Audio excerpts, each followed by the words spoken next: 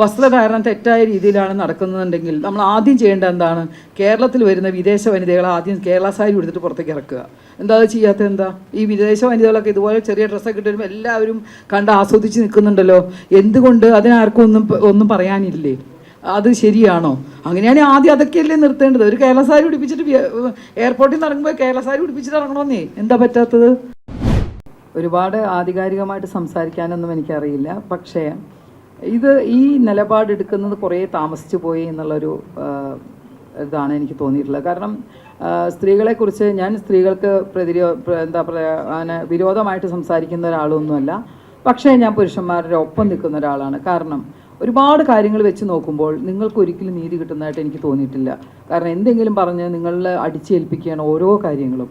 അങ്ങനെ ഏൽപ്പിക്കുന്നത് നിങ്ങളെല്ലാവരും കൂടെ ഇങ്ങനെ ഒരു എന്താ പറയുക, ഒരു മെൻസ് അസോസിയേഷൻ കമ്മീഷൻ വരിക എന്നൊക്കെ പറഞ്ഞു കഴിഞ്ഞാൽ സത്യം പറഞ്ഞാൽ അതൊരു നിങ്ങളെ സംബന്ധിച്ച് വലിയൊരു ഭാഗ്യം തന്നെയായിട്ടാണ് ഞാൻ കാണുന്നത്. കാരണം വരണം, ഇത് വന്നാൽ മാത്രമേ നിങ്ങൾക്ക് എല്ലാവർക്കും ഈ സ്ത്രീകൾ മാത്രം എന്താണ്, ഞാനൊരു സ്ത്രീയാണ്, ഞാനൊരു അമ്മയാണ്, എല്ലാം ശരി തന്നെ. പക്ഷേ ചില പോയിന്റ്സ് നോക്കുമ്പോൾ നിങ്ങളുടെ ഭാഗത്ത് ഒരുപാട് ന്യായങ്ങളുണ്ട്.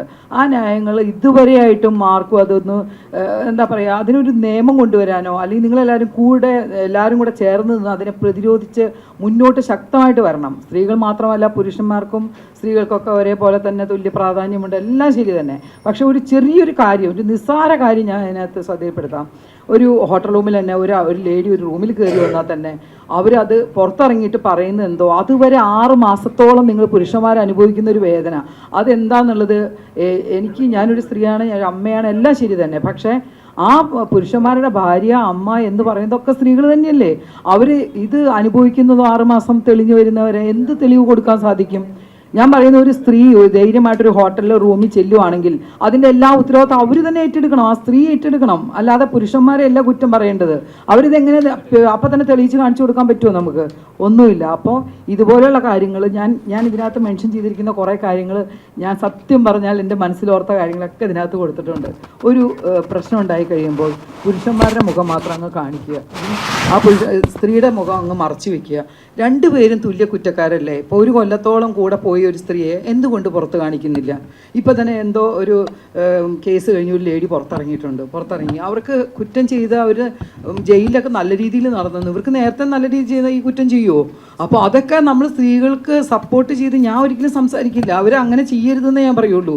ഇത് കഴിഞ്ഞ ദിവസം തന്നെ മറ്റേ ജിഷ്ണു ആ കൊലക്കേസിലും ആ അമ്മ അനുഭവിക്കുന്ന ദുഃഖം എങ്ങനെ തീർക്കാൻ പറ്റും? മനസാന്തരം വരുമോ? ഇല്ല. സ്ത്രീകളിലാണെങ്കിൽ പോലും തെറ്റ് ചെയ്തിട്ടുണ്ടെങ്കിൽ തീർച്ചയായിട്ടും അവർ ശിക്ഷ അനുഭവിക്കുക തന്നെ വേണം. അത് ആ സ്പോട്ടിൽ കൊടുക്കണം.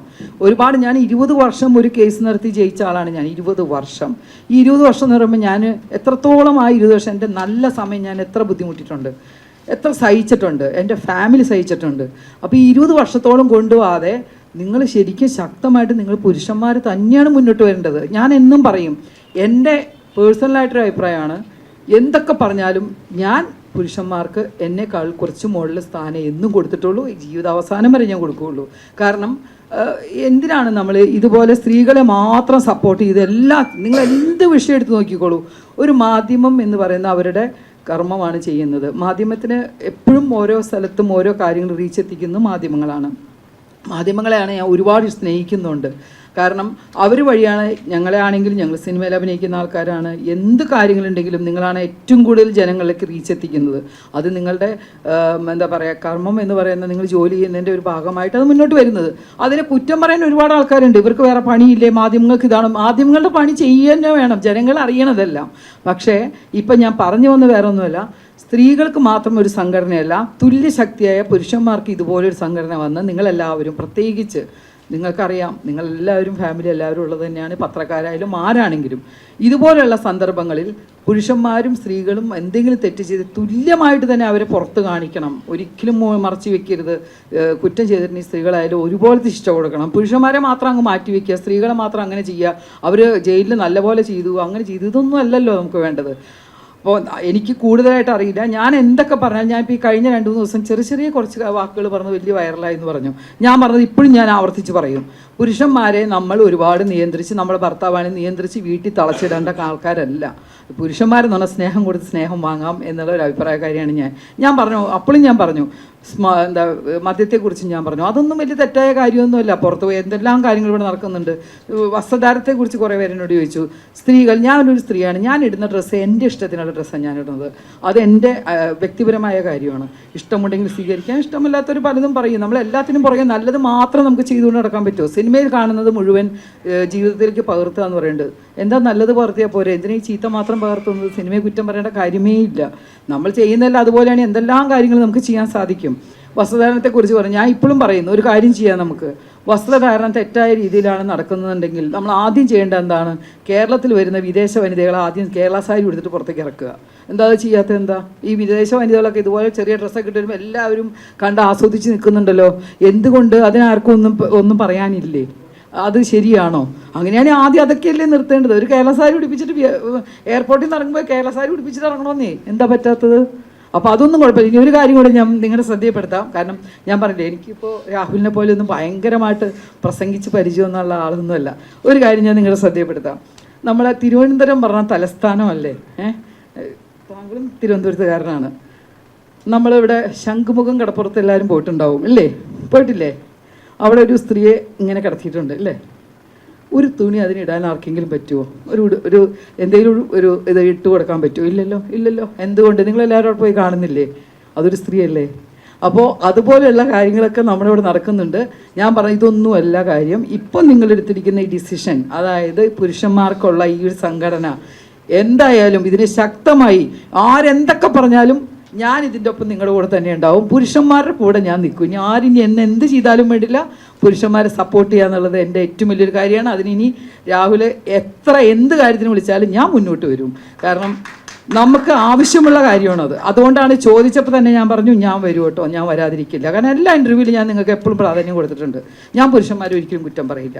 അതുകൊണ്ട് ഈ ഒരു സംഘടനയ്ക്ക് ഞാൻ എല്ലാവിധ ഐശ്വര്യവും ഇത് മുന്നോട്ട് വളരെ ശക്തമായി നിങ്ങൾക്ക് നേടിയെടുക്കാവുന്ന എല്ലാ കാര്യങ്ങളും നിങ്ങൾക്ക് നേടിയെടുക്കാൻ സാധിക്കട്ടെ എന്ന് ഞാൻ ദൈവത്തിനോട് പ്രാർത്ഥിക്കുന്നു. നിങ്ങൾക്ക് എല്ലാവർക്കും നല്ല തരട്ടെ. നമസ്കാരം. നമ്മുടെ സമൂഹത്തിൽ ഒരുപാട് അഭിപ്രായ വൈവിധ്യമുള്ളവരുണ്ട്. അവരെല്ലാം ഈ പുരുഷ കമ്മീഷനെ സപ്പോർട്ട് ചെയ്യുന്നത് അതൊരു ആവശ്യമാണ് എന്നുള്ളതുകൊണ്ടാണ്. ലെജിറ്റിമേറ്റ് ഡിമാൻഡാണ്. ഇപ്പം എനിക്കൊക്കെ ഏറ്റവും കൂടുതൽ കിട്ടുന്ന കമൻറ്റ്, രാഹുൽ പറയുന്ന 99% കാര്യങ്ങളോടും വിയോജിപ്പാണ്, ഈ കാര്യത്തോട് യോജിപ്പാണെന്നുള്ളതാണ്. ആ 1% ജനാധിപത്യം നിലനിൽക്കുന്നത്. അതായത് ഞാൻ പറയുന്ന ബാക്കി സാമൂഹികമോ സാമുദായികമോ ബാക്കി കാര്യങ്ങളോ നിലപാടുകളോ ഒക്കെ വിയോജിപ്പുള്ള ഒരുപാട് പേരുണ്ട്. അതിനെ എല്ലാം ബഹുമാനിക്കുന്നു. പക്ഷേ അവരെല്ലാം ഈ ഒരു പോയിന്റിൽ അംഗീകരിക്കുന്നുണ്ട്, പുരുഷ കമ്മീഷൻ ആവശ്യമാണ്. എന്തുകൊണ്ടാണ്? കാര്യം ഈ ഒരു കാര്യം മാത്രം നിങ്ങൾ ഓർത്താൽ, നമ്മൾ കഴിഞ്ഞ നൂറ്റാണ്ടിൽ പറയായിരുന്നു, പബ്ലിക്കലി ഒരു നെഗറ്റീവ് എക്സ്പീരിയൻസ് അനുഭവിക്കാത്ത ഒരു സ്ത്രീയെങ്കിലും നമുക്കെല്ലാം അറിയായിരിക്കും കഴിഞ്ഞ നൂറ്റാണ്ട്. ഇന്ന് അതേപോലെ നിങ്ങൾ സ്വയം ഒന്ന് ആലോചിച്ച് നോക്കിയാൽ മതി. ഒരു വ്യാജ കേസിൽപ്പെട്ട പുരുഷനെയെങ്കിലും നിങ്ങൾക്ക് എല്ലാവർക്കും അറിയായിരിക്കും. എന്തുകൊണ്ടാണ് സംഭവിക്കുന്നത്?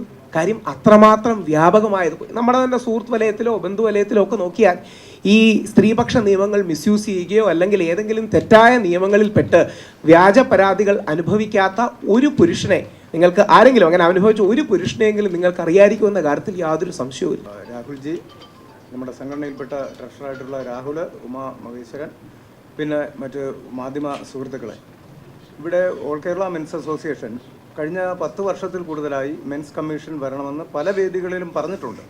പക്ഷേ അത് വ്യക്തമായിട്ട് യഥാർത്ഥം പറഞ്ഞാൽ അത് സമൂഹം ഏറ്റെടുത്തില്ല എന്നുള്ളതാണ് സത്യം. പ്രത്യേകിച്ച് ഈ പുരുഷന്മാരുടെ സംഘടന തന്നെ ആവശ്യമുണ്ടോ എന്ന് ചോദിക്കുന്ന കാലഘട്ടത്തിൽ കൂടിയാണ് നമ്മൾ വന്നത്. പക്ഷേ ഒത്തിരി ഇപ്പോൾ ഏകദേശം ഒരു 3 വർഷമായിട്ട് നമ്മുടെ ഓഗസ്റ്റ് 15-ന് നടത്തുന്ന നമ്മുടെ ഒരു സ്വാതന്ത്ര്യ സമര റാലി അത് ഉദ്ഘാടനം ചെയ്യുന്ന നമ്മുടെ രാഹുൽജിയാണ്. അങ്ങനെ ആദ്യത്തെ 3 വർഷത്തിന് മുന്നേ ആദ്യം ഉദ്ഘാടനം ചെയ്ത സമയത്ത് എന്നോട് ഫസ്റ്റ് ചോദിച്ചതാണ്, നമുക്ക് ആവശ്യം പുരുഷ കമ്മീഷനാണല്ലേ? ഞാൻ പറഞ്ഞു തീർച്ചയായിട്ടും അതാണ് നമുക്ക് കൊണ്ടുവരേണ്ടത്. പക്ഷേ പിന്നെ എന്തുകൊണ്ടോ നമ്മുടെ രാഹുൽജി പിന്നീട് അത് ഒരിടത്തും സംസാരിക്കുന്നതായിട്ട് അധികം കണ്ടില്ല. പക്ഷേ ഇവിടെ എനിക്ക് തോന്നുന്നത് ഹണിറോസ് ഒരു പരാതി കൊടുത്തതിൻ്റെ അടിസ്ഥാനത്തിൽ അദ്ദേഹത്തിന് ആ തീ ജ്വാല കത്തി എന്നുള്ളതാണ്. അങ്ങനെയല്ലേ? അങ്ങനെയാണെന്നാണ് തോന്നുന്നത്. തീർച്ചയായിട്ടും. അപ്പോൾ ഹണി റോസിനെയും നമ്മൾ നന്ദിയോടുകൂടി ഓർക്കുകയാണ്. ഇങ്ങനെയുള്ള പരാതികൾ സ്ത്രീകൾ കൊടുക്കുമ്പോഴാണ് എവിടെ നിന്നെങ്കിലുമൊക്കെ മറ്റുള്ളവർക്ക്, ഇപ്പോൾ പുരുഷ സംഘടനയുടെ ആളായിട്ട് ഞാനിരുന്ന് പറഞ്ഞതുകൊണ്ട് അതാരും മൈൻഡ് ചെയ്യില്ല. പക്ഷേ രാഹുൽജിയെ പോലുള്ളവർ അത് ഇനിയും ഇങ്ങനെയുള്ള പരാതികൾ, വ്യാജ പരാതികൾ പുരുഷന്മാരിലേക്ക് ഇഞ്ചക്ട് ചെയ്ത് കൊടുത്തു കഴിഞ്ഞാൽ അവരൊന്ന് ഊർജ്ജത്തോടു കൂടി എണീറ്റ് വരും. അദ്ദേഹത്തിനെതിരെ ഒരു കേസെടുക്കാൻ ആരെ കൊണ്ടും പറ്റില്ല. കോടതി പോലും പറഞ്ഞു കേസെടുക്കാൻ പറ്റില്ല എന്നുള്ളത്. അപ്പോൾ ആ രീതിയിൽ ഇത്രയും ആർജവത്തോടു കൂടി വരികയും അത് മാധ്യമങ്ങൾ അത്യാവശ്യം ഏറ്റെടുക്കുകയും കേരളത്തിലെ ജനങ്ങൾ 99% ജനങ്ങളും സ്ത്രീകൾ ഉൾപ്പെടെ അത് സ്വാഗതം ചെയ്യുകയും ചെയ്തതിൽ വളരെയധികം സന്തോഷമുണ്ട്. അതുമാത്രവുമല്ല, നമ്മുടെ പ്രിയങ്ക മാഡം പുള്ളിക്കാരിയുടെ അമ്മയുമായിട്ട് ഒത്തിരി മാസങ്ങളായിട്ട് ഞാൻ സംസാരിക്കുകയാണ്. നമ്മുടെ സംഘടനയിലെ ഒരു ഉദ്ഘാടനത്തിന് വേണ്ടി വരാൻ. അപ്പോൾ കഴിഞ്ഞ മെൻസ് ഡേക്ക് പുള്ളിക്കാരിയുടെ അമ്മയുമായിട്ട് സംസാരിച്ചു. അപ്പോൾ ഓക്കെ പറഞ്ഞു. പക്ഷേ എന്തുകൊണ്ടോ പിന്നെ അത് നടക്കാതെ പോയി. എനിക്ക് തോന്നുന്നു പുള്ളിക്കാരി എറണാകുളമായിരുന്നു തോന്നുന്നു. അപ്പോൾ എന്തായാലും വീണ്ടും ഞാൻ അമ്മയോട് സംസാരിച്ചപ്പോഴാണ് ഇതിന് പെട്ടെന്ന് വരാം എന്ന് പറഞ്ഞ, ഒരു പ്രശ്നമില്ല, പുള്ളിക്കാരി ട്രിവാൻഡ്രത്തിൽ തന്നെ ഉണ്ടായിരുന്നു. അത് മാത്രമല്ല, മുൻപും ഒരുപാട് പുരുഷന്മാരെ എന്താ പറയുക, ഈ തെറ്റ് ചെയ്യുന്നവരല്ല, നമ്മൾ ന്യായത്തിൻ്റെ പക്ഷത്ത് ഏതൊരു കാര്യത്തിന് നിൽക്കുക എന്നുള്ളതാണ്. അത് പ്രിയങ്ക മാഡം ചെയ്യുന്നുണ്ട്. അതുകൊണ്ടാണ് അവരെ നമുക്ക് വിളിക്കണം, നമ്മുടെ പ്രോഗ്രാമിന് കൊണ്ടുവരണം എന്നൊക്കെ നമ്മൾ വീണ്ടും ആഗ്രഹിച്ചത്. എന്തായാലും കഴിഞ്ഞ മെൻസ് ഡേക്ക് വിളിക്കാത്തവർ നഷ്ടമായി പോയി എന്ന് തോന്നുന്നു. അത് പറയാനുണ്ടായ കാരണം, പല കലാകാരന്മാരെയും കലാകാരികളെയും ഈ നമ്മുടെ സംഘടനയിലെ ഓരോ പ്രോഗ്രാമിനും ഞാൻ ഉദ്ഘാടനത്തിന് വേണ്ടി വർഷങ്ങളായിട്ട് വിളിക്കുന്നുണ്ട്. പക്ഷേ ഒരൊറ്റ ആൾ പോലും വന്നിട്ടില്ല എന്നുള്ളതാണ് സത്യം. അത് അപൂർവമായിട്ട് എവിടെയെങ്കിലുമൊക്കെ വന്നിട്ടുണ്ടെങ്കിലേ ഉള്ളൂ. എന്തായാലും ഭൂരിഭാഗം പേര് വന്നിട്ടില്ല. നമ്മുടെ രാഹുൽജിയാണ് യഥാർത്ഥം പറഞ്ഞാൽ മാധ്യമങ്ങളിലൊക്കെ തിളങ്ങി നിൽക്കുന്ന, ശ്രദ്ധിക്കപ്പെടുന്ന ഒരാൾ ആദ്യമായിട്ടാണ് വന്നതെന്നാണ് ഞാൻ കരുതുന്നത്. കാര്യം GS പ്രദീപ് പുള്ളിക്കാരനെയാണ് ഞാൻ മുൻപ് വർഷങ്ങൾക്ക് മുമ്പേ ബന്ധപ്പെട്ടത്. അന്ന് എന്നോട് പറഞ്ഞു, ഒരു 8-10 വർഷം വരുമെന്ന് തോന്നണേ. അപ്പോൾ അന്ന് എന്നോട് പറഞ്ഞു, രാഹുൽജിയെ ഒന്ന് വിളിക്കൂ, രാഹുൽ ഈശ്വറിനെ വിളിക്കൂ എന്ന് പറഞ്ഞു.